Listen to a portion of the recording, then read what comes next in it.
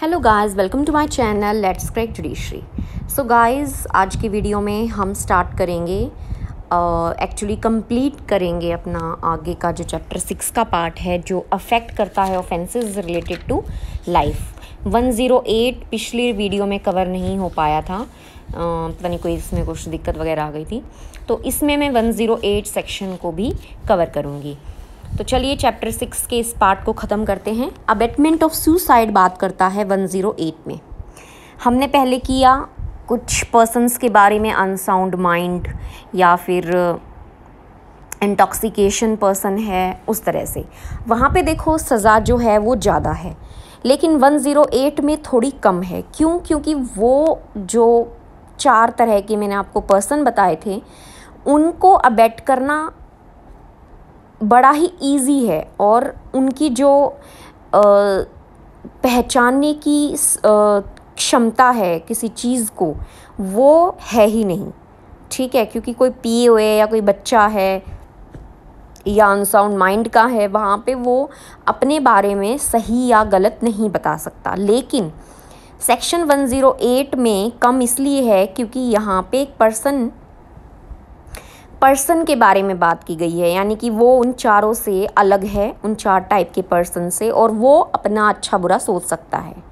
ठीक है, इसलिए थोड़ा सा ये डिफरेंशिएट किया है। तो यहाँ पे 108 में अलग ले लिया कि कोई पर्सन अगर सुसाइड कमिट करता है, जिसने भी उसको ऐसा उकसाया है, तो 10 साल तक की सज़ा हो जाती है। सेक्शन 306 ऑफ IPC में इसको बताया गया था। कॉग्निजेबल भी है और नॉन बेलेबल भी है। उसके बाद है अटेम्प्ट टू मर्डर, सेक्शन 109। इसमें बात करता है कि कोई भी एक्ट करता है इस इंटेंशन या नॉलेज से कि जो भी सर्कमस्टेंसेस हैं उनमें डेथ होगी, उसके एक्ट से डेथ होगी ही होगी, लेकिन वो पर्सन मरा नहीं है। ध्यान रखना, अटेम्प्ट किया है, he would be guilty of murder, यानी कि अगर वो कंप्लीट हो जाता तो वो मर्डर का गिल्टी होता। ठीक है, तो वहाँ पे क्या होगा, पनिश किया जाएगा, 10 साल तक की सज़ा हो सकती है उस पर्सन को। ठीक है, whoever does any act with such intention or knowledge, और इस सर्कमस्टेंसेस में that if by that act caused death he would be guilty of murder। ठीक है, अगर वो काम हो जाता तो वो मर्डर का गिल्टी होता। तो यहाँ पे क्या होगा, 10 साल तक की सज़ा हो जाएगी, और थोड़ा बहुत हर्ट वगैरह भी वहाँ पे हुआ है तो वहाँ पे लाइफ इम्प्रिजनमेंट भी हो सकती है। उसके बाद है सेकेंड, इसका देखो, when any person offending under subsection 1 में जो की बात की है, कोई पर्सन जो ऑफेंडर है, अगर लाइफ इम्प्रिजनमेंट ऑलरेडी झेल रहा है, अगर वो हर्ट कोज करता है दूसरे पर्सन को, तो वहाँ पे डेथ या लाइफ इम्प्रिजनमेंट हो सकती है। यहाँ पे लाइफ इम्प्रिजनमेंट का मतलब होगा जो उसकी नेचुरल लाइफ है वो उसे जेल में बितानी पड़ेगी। इलस्ट्रेशन देखो, ए शूट करता है जेड पे कि भाई उसे मारेगा, ठीक है, लेकिन डेथ नहीं होती है,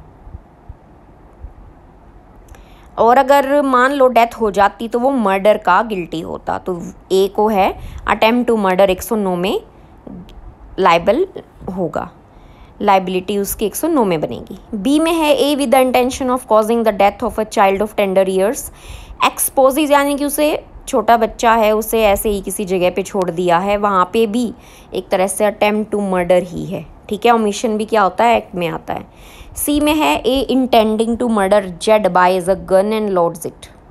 ए ने अभी कुछ नहीं किया है, ठीक है, प्रिपरेशन की है, अब फायर कर देता है जेड पे, तो वहाँ पे क्या होगा, he has committed the offence defined इस सेक्शन में। और अगर फायर से उसको मान लो कुछ घाव वगैरह हो जाते हैं जेड को, फिर क्या होगा, फिर उसको लाइफ इम्प्रिजनमेंट हो सकती है, जो कि यहाँ पे बताया गया है। ए इस इंटेंशन से कि जेड का मर्डर करना है, मतलब कि जहर देके खरीदता है जहर और उसके खाने में मिला देता है और अपने पास रखता है। अभी तक उसने कोई ऑफेंस, जब तक अपने उसके पास है ना खाना, कोई भी ऑफेंस जो है वो कमिट नहीं हुआ है। जैसे ही वो उसकी टेबल पे रखता है और जो जेड का सर्वेंट है उसको देता है खाने के लिए, वहाँ पे क्या होगा, 109 लग जाएगा। 307 जो है अटेम्प्ट टू मर्डर पढ़ते थे, अब 109 में पढ़ेंगे। उसके बाद है 110 attempt to commit culpable homicide. अब 109 था मर्डर का, यहाँ पे क्या हो जाएगा, कल्पेबल होमिसाइड का। सिंपल है, कोई ऐसा एक्ट करता है जिससे इंटेंशन नॉलेज ऐसी है कि भाई डेथ होएगी और वो गिल्टी होता उन चीज़ों से किसका, culpable homicide not amounting to murder का, तो वहाँ पे क्या होगा 3 साल तक की सज़ा हो जाएगी। हर्ट हो रखा है तो वहाँ पे 7 साल तक की सज़ा हो सकती है और फाइन भी लगेगा, या दोनों हो सकते हैं। ए ऑन ग्रेव एंड सडन, अभी ये एक्सेप्शन ले ली मर्डर वाली। ए क्या करता है ग्रेव सडन प्रोवोकेशन में, जड को फायर कर देता है। इस सर्कमस्टेंसेस में कि अगर डेथ हो जाती है तो वो culpable homicide not amounting to murder में आ जाएगा, तो 110 का जो है उसको लग जाएगा।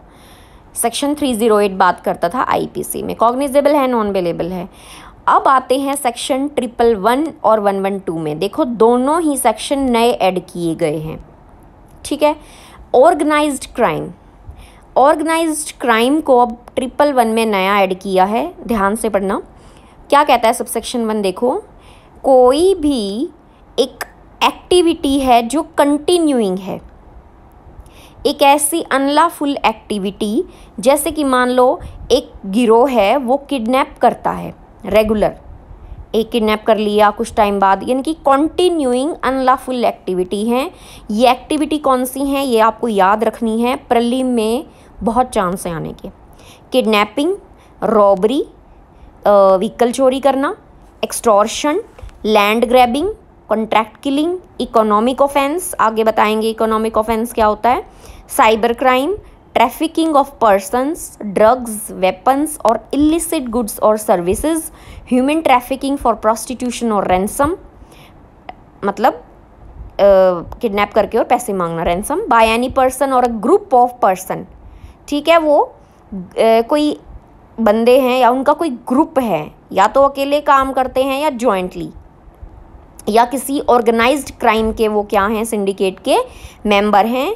तो कैसे ये काम कैसे करते हैं, अब एक्ट सीरियस यहाँ पे उन ऑफेंसेस का तो आएगा ही आएगा। अब ये कैसे यूज़ कर रहे हैं, देखो वायलेंस से, या फिर धमकी दे रहे हैं वायलेंस की, इंटिमिडेशन, कोर्शन, या फिर by any other unlawful means, other unlawfuls broad meaning हो जाएगा, टू ऑब्टेन डायरेक्ट और इनडायरेक्ट मटेरियल बेनिफिट, ठीक है। उनको किस लिए, कि उनको कोई बेनिफिट हो, जरूरी नहीं है पैसे का हो, कोई और बेनिफिट भी हो सकता है, लेकिन इंक्लूड कर दिया है ए फाइनेंशियल बेनिफिट, तो वहाँ पे वो कहलाएंगे ऑर्गेनाइज्ड क्राइम। सब सेक्शन 1 में केवल डिफाइन किया है, आगे आएंगी पनिशमेंट। तो ये जो सारी बताई हैं ऊपर, इंक्लूडिंग जो भी ऑफेंसेस बताए हैं, ये याद कर रहे हैं।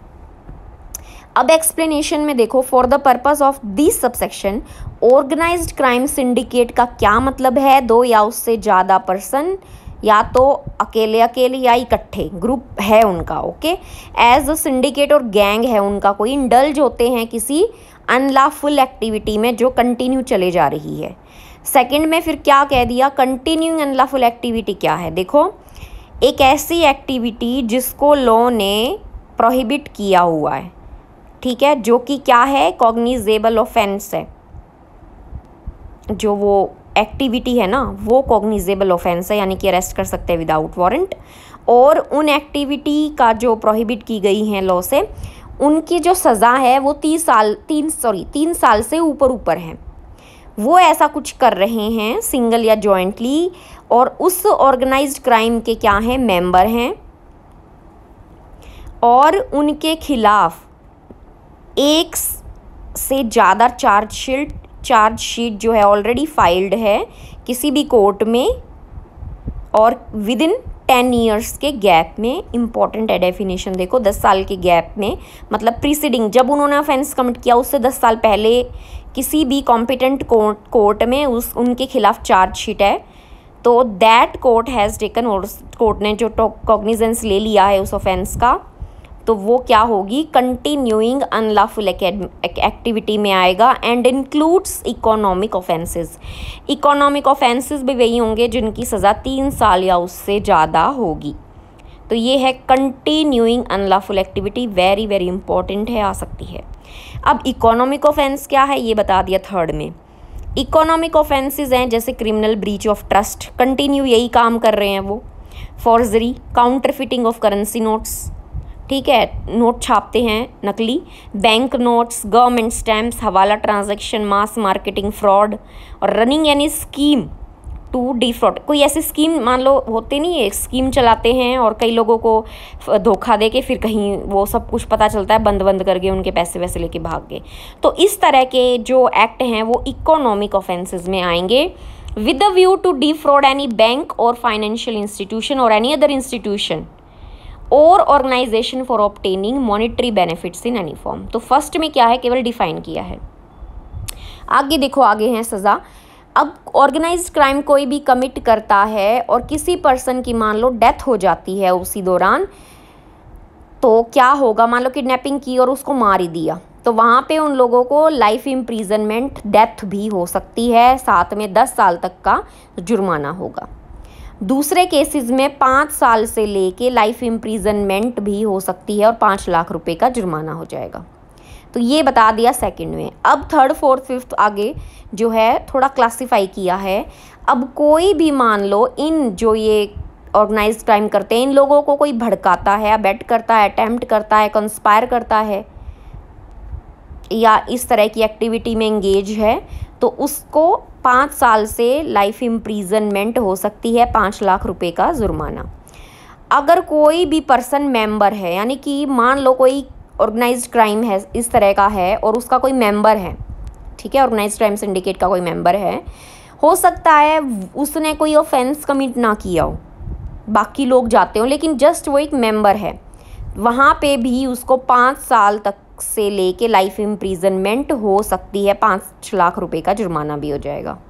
उसके बाद है कोई भी इन तरह के पर्सन को छुपाता है, हार्बर जगह देता है, जो कमिट करते हैं ऑर्गेनाइज्ड क्राइम वगैरह, तो वहाँ पे उसको 3 साल से लेके लाइफ इम्प्रीजनमेंट की सज़ा है, 5 लाख रुपए का जुर्माना है। ध्यान रखना, कोई अगर उसका पति या पत्नी उनको अगर छुपाते हैं तो वहाँ पे ये जो है सब सेक्शन अप्लाई नहीं होगा। 6th में है कोई प्रॉपर्टी रखता है और वो प्रॉपर्टी कैसे डिराइव हुई है, इन्हीं क्राइम से, यानी कि मान लो क्रिमिनल ब्रीच ऑफ ट्रस्ट हुआ था, उसकी कोई प्रॉपर्टी है वो है आपके पास, पोजेस कर रहे हो, तो वहाँ पे 3 साल से लेके लाइफ इम्प्रीजनमेंट तक की सज़ा और 2 लाख रुपए जुर्माना होगा। उसके बाद है आपके पास कोई प्रॉपर्टी है लेकिन आप उसका जो मांगा हुआ जवाब है प्रॉपर्टी का कि भैया आपके पास कैसे आई, आप सेटिस्फाई नहीं कर पाए उस पर्सन को, यानी कि सेटिस्फैक्टरली अकाउंट आप दे ही नहीं पाते उस प्रॉपर्टी का, तो आपको 3 साल से 10 साल तक की सज़ा मिलेगी प्लस 1 लाख का जुर्माना। ध्यान रखना, if any person on behalf of a member, ठीक है, किसी भी मेंबर के बिहाफ पे कोई पर्सन है तो वो इससे रिलेटेड होना चाहिए ऑर्गेनाइज्ड क्राइम सिंडिकेट से, उसके पास अगर प्रॉपर्टी है तो ध्यान रखना ये प्रॉपर्टी मूवेबल इमूवेबल दोनों हो सकती है। उसके बाद मैंने सज़ा बता दी, तो ये है आपका 111। उसके बाद है 112 और 113, ये दोनों भी काफ़ी इंपॉर्टेंट हैं। 112 क्या कहता है, देखो, who ever being a member of a group, यानी कि कोई भी किसी ग्रुप या गैंग का मेंबर है जो छोटे मोटे केस करते हैं। अब पहले था ऑर्गेनाइज्ड क्राइम 111 में, यहाँ पे पेटी लिख दिया। पेटी क्या हो सकता है, मान लो चोरी करते हैं छोटी मोटी, चैन स्नैचिंग करते हैं, चीटिंग करते हैं, टिकट बेचते हैं, unauthorised selling of tickets, unauthorised betting करते हैं, गैम्बलिंग करते हैं, selling of public examination question paper ये रिलेटेड यहाँ पे डाल दिया, और या इस तरह की ही कुछ क्रिमिनल एक्टिविटी कर रहे हैं तो वहाँ पे उनको बोला जाएगा पेटी ऑर्गेनाइज्ड क्राइम। सबसेक्शन 1 में केवल डिफाइन किया गया है। थेफ्ट का मतलब इस सबसेक्शन के अकॉर्डिंग होगा include strict theft from vehicle से मान लो टायर ही चोरी कर लिया, कोई मोटर चोरी कर ली, ड्वेलिंग हाउस जहाँ पे कोई रहता है वहाँ से कोई चोरी कर ली, कार्गो थेफ्ट, पिक पॉकेटिंग, ऐसे ही पॉकेट मारना, theft through card skimming, shoplifting and theft of automated teller machine, ATM से, ATM है यहाँ पे, वहाँ से चोरी करते हैं, तो वो सभी पेटी ऑर्गेनाइज्ड क्राइम में आएंगे। पेटी ऑर्गेनाइज्ड क्राइम को थोड़ा अलग कर दिया है क्योंकि इसकी सज़ा कम है। पेटी हो गया 1 से लेके 7 साल तक की सज़ा बताई गई है सबसेक्शन 2 में, फर्स्ट में केवल डिफाइन किया है। फिर है 113, again very important, terrorist act. Terrorist act में देखो क्या कहा है, फर्स्ट में इसको डिफाइन किया गया है, कोई भी एक्ट करता है इस इंटेंशन से, यानी कि ये मेंस रिया यहाँ पे आ जाएगा, टू थ्रेटन, धमकी देना या कर सकते हैं ऐसा काम, जो सिक्योरिटी है इंडिया की, उसकी जो यूनिटी है, integrity, sovereignty, security, economic security, उसको जो है वे अफेक्ट करते हैं। ठीक है, with intent to strike terror और likely to strike terror in the people और एनी कोई भी section of the people in India या फिर और इन ए फॉरेन कंट्री, यानी कि इंडिया को भी इंक्लूड किया है या फॉरेन कंट्री को भी इंक्लूड कर दिया। However does any act with intent to threaten, unity, ये सब कुछ याद करने पड़ेंगे इसके ये। अब ए में है कैसे करते हैं थ्रेट, अब ऊपर लिख दिया कि भाई थ्रेट करते हैं या लाइकली टू थ्रेटन, ऐसे ऐसे, तो किस तरह से करेंगे, अब एक्ट सीरियस आ जाएगा। बाय यूजिंग बॉम्ब्स, डायनामाइट और अदर एक्सप्लोजिव सब्सटेंस। ठीक है, इस तरह के इनफ्लेमेबल सब्सटेंस या फायर आर्म्स करके, मान लो बॉम्ब गिरा रहे हैं या फिर डायनामाइट या कोई ऐसे लीथल वेपन या फिर पॉइजनस और नॉक्सियस गैसेस छोड़ रहे हैं और अदर केमिकल या फिर कोई ऐसा सब्सटेंस जो बायोलॉजिकल, रेडियो एक्टिव, न्यूक्लियर या और अदरवाइज हो सकता है हजार्डियस नेचर का, तो वो सभी यहाँ पे आ जाएंगे। जिससे क्या होगा, कोज या तो हो सकती है या लाइकली टू कोज या हो जाएगी ऐसा, किसकी डेथ हो सकती है पर्सन्स की पहले में, या प्रॉपर्टी जो है उसको लॉस कर सकते हैं, डैमेज वगैरह, डिस्ट्रक्शन ऑफ प्रॉपर्टी। थर्ड में है कोई असेंशियल जो सर्विसेज हैं कंट्री में उनको डिस्टर्ब कर सकते हैं, डैमेज कर सकते हैं मॉनेटरी स्टेबिलिटी ऑफ इंडिया की, किस तरह से, स्मगलिंग करके, कोई करेंसी है उसको स्मगल करके, या फिर डैमेज और destruction of any property in India या फिर किसी फॉरेन कंट्री में, यूज्ड और intended to be used for the defence of India और इन कनेक्शन कोई भी गवर्नमेंट ऑफ इंडिया से रिलेटेड। मतलब ये 5 चीज़ें इसमें आ गई, डैमेज या डिस्ट्रक्शन प्रॉपर्टी का मेनली। बी कहता है ओवर बाय मीन्स ऑफ या फिर क्रिमिनल फोर्स। ए में था ये by using these kind of substances which are hazardous in nature. B में है overrush by means of criminal force or the show of criminal force, या फिर attempt करना पब्लिक फंक्शनरी में या डेथ कॉज करना, या फिर C में है डिटेन करना, किसी पर्सन को अबडक्ट करना या मारने की धमकी देना, इस तरह से कोई एक्टिविटी कर रहे हैं तो वहाँ पे टेररिस्ट एक्ट कहा जाएगा। एक्सप्लेनेशन फिर कहती है पब्लिक फंक्शनरी क्या होगी, कोई भी कॉन्स्टिट्यूशनल अथॉरिटी जो सेंट्रल गवर्नमेंट के अंदर आती है। Counterfeiting Indian currency, counterfeit currency as may be declared after examination by किससे, अथराइज्ड अथॉरिटी से। तो फर्स्ट में है प्रॉपर डेफिनेशन इसकी, सेकंड में इसकी है पनिशमेंट। तो अब जो भी टेररिस्ट एक्ट कमिट करता है जिसमें किसी की डेथ हो जाती है तो आपको जो कर रहा है उसे डेथ और लाइफ इम्प्रीजनमेंट हो जाएगी, फाइन भी देना पड़ेगा। कॉग्निजेबल है, नॉन बेलेबल है ऑब्वियसली। और दूसरे केसेस में यानी कि डेथ वगैरह नहीं होती है, बाकी नुकसान वगैरह कर देते हैं, तो वहाँ पे 5 साल से लाइफ इम्प्रीजनमेंट हो सकती है। थर्ड सबसेक्शन में कहता है कोई भी कंस्पायर करता है या अटेम्प्ट करता है, अभी कमीशन नहीं हुआ है, अटेम्प्ट हुआ है या कॉन्स्पिरेसी हुई है, या उनको ठीक ठहराता है, और एडवोकेट्स माने ठीक ठहराता है, उन चीज़ों को उकसाता है, सलाह देता है, अबेट्स, एडवाइजेज या इंसाइट, उनको इंस्टिगेट करता है डायरेक्टली या कोई भी फैसिलिटी देकर, तो वहाँ पे 5 साल से लेके लाइफ इम्प्रीजनमेंट हो सकती है। कोई भी इनकी जो पर्सन टेररिस्ट एक्ट वगैरह में इंडल्ज हैं उनकी ट्रेनिंग करवाता है, ठीक है, उनको रिक्रूट करता है या फिर उनको कैंप वगैरह ऑर्गेनाइज करवाता है उन पर्सन्स के लिए, तो वो 5 साल से लेके लाइफ इम्प्रीजनमेंट दी जाएगी। 5th सबसेक्शन में है कोई भी इन तरह की ऑर्गेनाइजेशन का मेंबर होगा जो इस तरह की टेररिस्ट एक्टिविटी में इंडल्ज होंगे, उनको कोई भी टर्म की यानी कि इम्प्रीजनमेंट फॉर अ टर्म, मतलब कोई भी हो सकती है, 1, 2, 3, 4 कोई भी टर्म हो सकती है, और टिल लाइफ इम्प्रीजनमेंट तक भी हो सकती है, प्लस फाइन होगा। 6th में है कोई भी हार्बर करता है, कंसील करता है या फिर कोशिश करता है उन पर्सन को बचाने की, तो 3 साल से लेके लाइफ इम्प्रीजनमेंट तक की हो सकती है, प्लस फाइन भी होगा। अगेन इसमें प्रोवाइजो बता दिया कि कोई अगर पति या पत्नी उनको छुपा रहा है, उस तरह के पर्सन को, तो वहाँ पे ये सबसेक्शन अप्लाई नहीं होगा।